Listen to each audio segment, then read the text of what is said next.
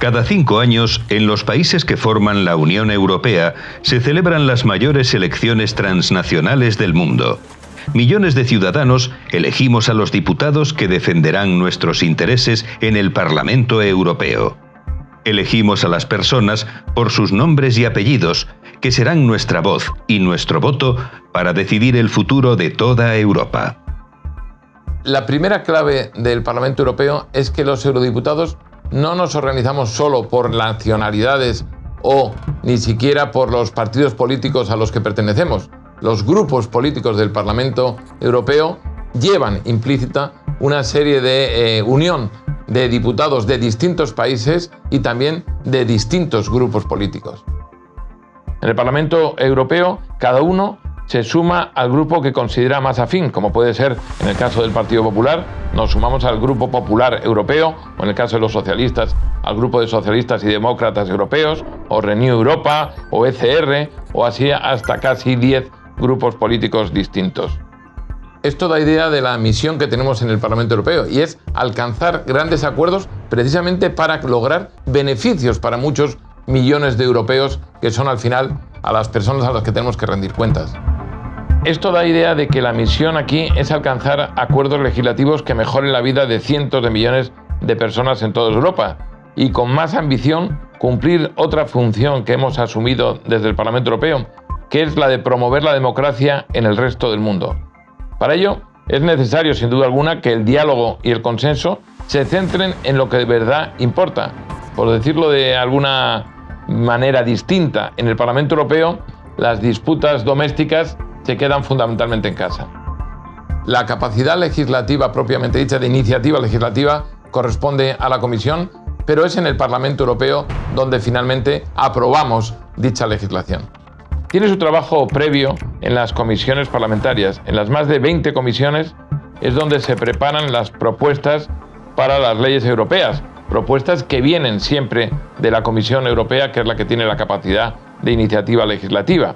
Los diputados nos repartimos en comisiones permanentes que están especializadas en distintos ámbitos y también en comisiones temporales que abordan problemas específicos y lo que se llaman normalmente, o por otra parte, las comisiones de investigación. Por ejemplo, yo entiendo que donde mejor puedo desarrollar mi labor es en la Comisión de Agricultura y Desarrollo Rural, en la que estoy, en la Comisión de Pesca y en la Comisión de Comercio Internacional, y es ahí donde desarrollo la mayor parte de mi trabajo como eurodiputado. Especialmente durante los últimos años se ha pretendido acercar mucho la Unión Europea a los ciudadanos de Europa. Por eso precisamente el Parlamento Europeo gana cada vez más peso, porque al final todo pasa por el Parlamento Europeo. Por tanto, cuanto más cerca estemos de los ciudadanos europeos, mejoraremos las cosas. Y la razón es que el Parlamento Europeo es el único organismo de la Unión cuyos miembros los eligen directamente los ciudadanos. Así, hoy en día el Parlamento es sin duda alguna una pieza clave en los procesos de decisión de la Unión Europea. Y además configura y decide la nueva legislación europea, es el organismo encargado de controlar todas las demás instituciones y de promover los derechos humanos dentro y fuera de Europa. Y además tiene la última palabra en decidir a qué se dedica el presupuesto anual de la Unión Europea.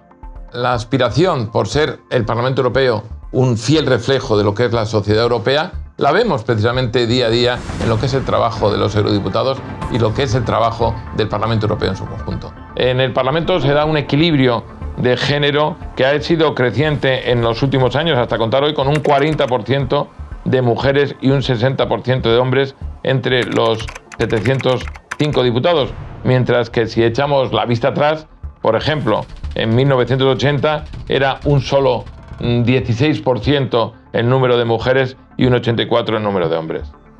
¿Tiene libertad un eurodiputado de cambiarse de grupo en el Parlamento Europeo?